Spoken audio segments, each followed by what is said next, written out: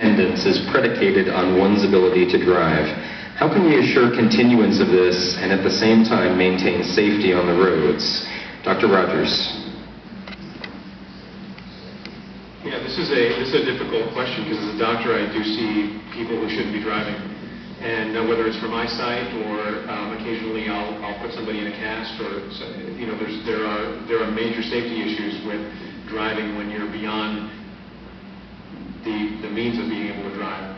One thing I'll tell you is there was just an article in CNN that said that that by 2040 we're going to have vehicles that drive themselves, and they're going to be pretty much, and people may not even need driver's licenses. There's already vehicles right now that drive themselves that Google has created. So I think that this issue will answer itself as we move along.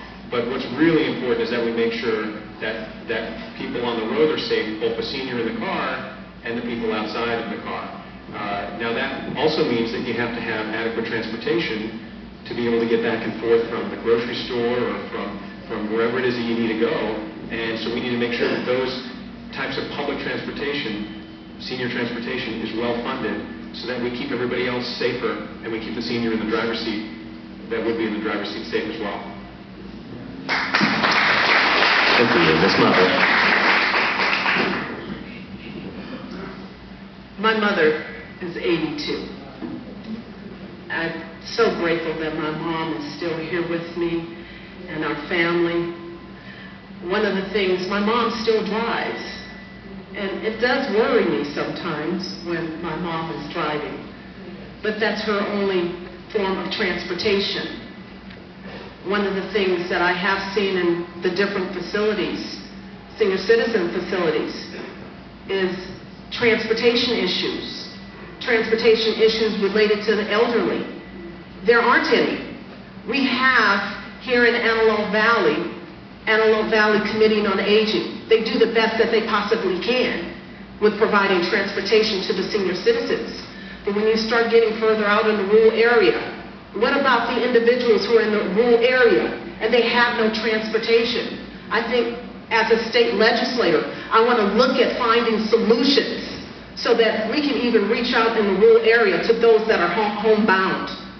And once we can make sure that individuals have transportation, they'll get their transportation to and from their doctor appointments. And that, making sure that they get to their doctor appointments, that helps with preventive issues. But when they're stuck in their homes and they have no transportation, or when the Antelope Valley Committee on Aging can only do the best that it can, that's all it can do. We need to get increased funding. It's got to be at the county level and the state level. And you're going to hear me talk a lot about tax. Again, finding solutions to bring more revenues in. I say tax. The big oil companies, we can use some of that money to go towards the senior citizens facilities, stop the special exemptions to these big oil companies, and let's not forget about the banks. Let's put a tax to the banks. Remember, the banks got bailed out and we got sold out. So now it's time to start holding them accountable and hold them accountable to our states. And so we can take some of those revenues and give them back to the senior citizens and put them back into our public schools. Thank you. Thank you. Mr. Knight. Well, driving is a privilege. It's not a right. There's nothing that's guaranteed that you get to drive. Some of us have issues that make it difficult for us to drive. What we need to do is make sure that it's safe for everyone that goes out and drives on our highways and on our streets. If that means taking away some licenses, that's what that means. When I was a police officer, I took away several licenses that people were not able to drive. I have a stepmother who just got a knee replacement, and for her first 3 or 4 weeks, she couldn't drive, and that was killing her. And so, sons and daughters would have to help her and do things like that, and that's what families do, and we understand that. And we do have good transit authorities here. So there are ways to get around. It's difficult, and no one wants to take a license away from somebody who can drive. But let's understand, it is a privilege, and at some point, if you can't drive, whether your eyesight is gone, whether you just can't physically do it, that is a privilege. So I try not to sugarcoat these answers, especially these difficult questions that we get.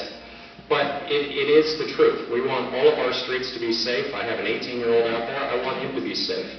If there's a 22-year-old that can't drive or drives poorly, then take his license away.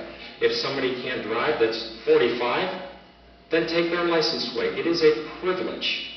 But if you can drive, we want you to. We want you to be safe. We want you to be mobile.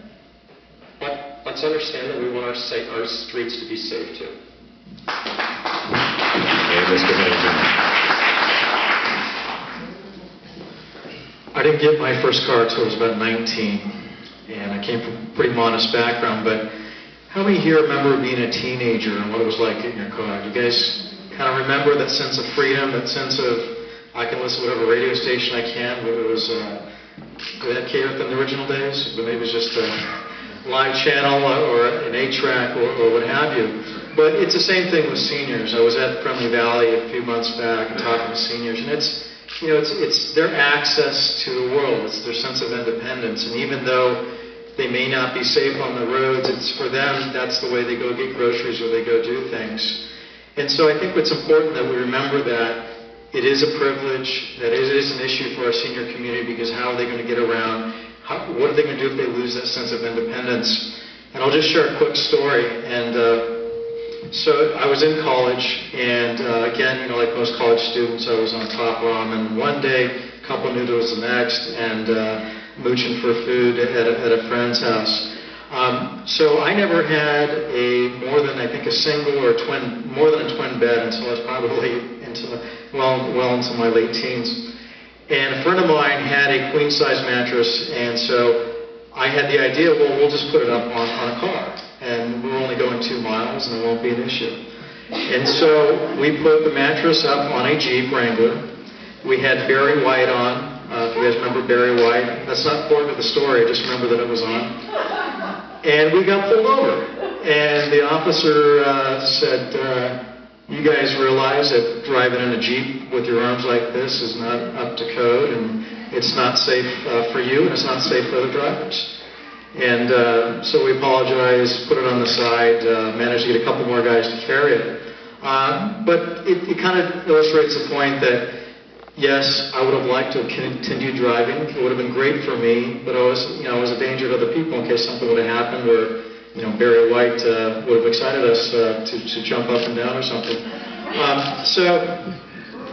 It's just real important we take into consideration people's, in terms of, their integrity, their dignity, and quality of life, which are the 3 words we associate with the Senior Center. Sorry, it's my son. So that's just a little story in terms of how I process it, but I do agree with Steve that we do have to make sure everyone's driving safe. We'll do our best to accommodate people, but not just unsafe to yourself, but unsafe to other drivers if you're not driving according to our standards.